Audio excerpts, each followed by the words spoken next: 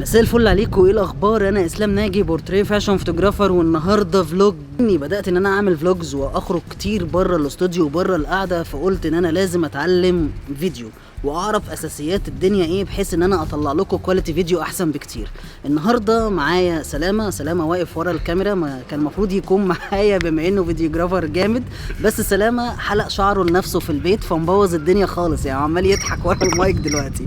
فسلامه هيقول لي النصايح بما اني مش فيديوجرافر، وانا هقول لكم النصايح ديت. يلا بينا نتفرج عليه. اول تيب او اول تريك هنتكلم عليها هي الفريم ريت. ايه هو الاول الفريم ريت؟ الفريم ريت هو عدد الفريمات اللي الكاميرا بتصورها في الثانيه. امتى اصور 24 فريم او 30 فريم؟ 24 فريم او 30 فريم لما بكون بتصور انترفيو زي اللي انا بعمله دلوقتي دوت. تاني حاجه، ناس كتير بتسال او بتشوف في سلو موشن وفي دلع في الفيديوهات، ازاي او امتى اعمل سلو موشن في الفيديو بتاعي، او امتى اختار فريم ريت مناسب للسلو موشن. سلو موشن ما ينفعش غير على فريم ريت عالي من 50 ل 120 عشان تقدر ان انت تنزل السرعه بتاعته ويديك سلو موشن مناسب جدا.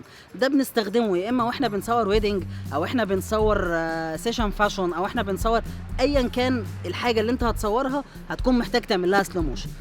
تاني تب هتكلم عليها ومن الحاجات المهمة قوي في تصوير الفيديو، ان انت اوعى تشتغل اوتو. الاوتو ما بيدكش مساحة انك تتحكم لا في فتحة العدسة ولا في الشطر ولا في الايزو. تصوير الفيديو بيعتمد على السيكونس، اللي انت لو هتختلف او هتتحرك من مكان للتاني او من لوكيشن للتاني، ان انت يبقى فيه سيمتري وفيه استمرارية في المشاهد بتاعتك من حيث الاضاءة والالوان. لما بنشتغل مانوال، المانوال عكس الموضوع ده تماما، بيديك المساحة ان انت تتحكم في كل اعدادات الكاميرا بتاعتك. وحاول ان انت ما تشتغلش شطات طويلة، لان الشطات الطويلة ما بتدكش مساحة او بتتعبك اكتر وانت بتعمل مونتاج. تالت تب او تالت تريك، شفتوا الطبيعة؟ سلامة مظبطني. تالت تب او تالت تريك هنتكلم فيها النهارده، ان انت لو بتشتغل بالنهار او بتشتغل وجنبك فوتوغرافر، لو استخدمت اندي فلتر. الاندي فلتر بيديك مساحه ان انت تتحكم في الباك لايت والفرونت لايت. بيعمل ايه الاندي فلتر؟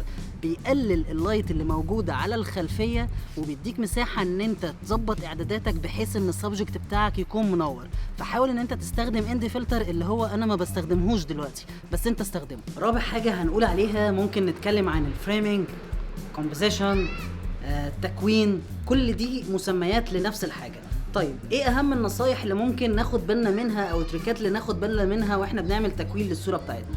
لو انت بتصور حد واحد زي ما انا بتكلم دلوقتي، فحاول تحافظ ان هو يكون في نص الفريم بالظبط زي ما انا موجود كده. لو انت بتصور اكتر من حد، شغل قاعده الثلث او الجريد اللي موجوده في الكاميرا بتاعتك، بحيث ان انت كل شخص من الاثنين اللي انت بتصوره يكون في نقطة تقاطع ما بين خطين في الجريد بتاعتك. لو بتصور اكتر من شخص، حاول توزعهم في الشاشة بتاعتك. كمان من الحاجات اللي ممكن تاخد بالك منها هي الهيد روم.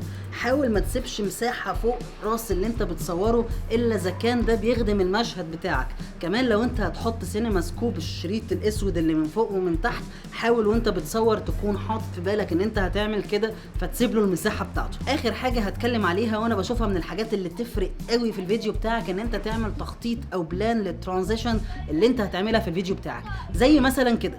حلوة ها؟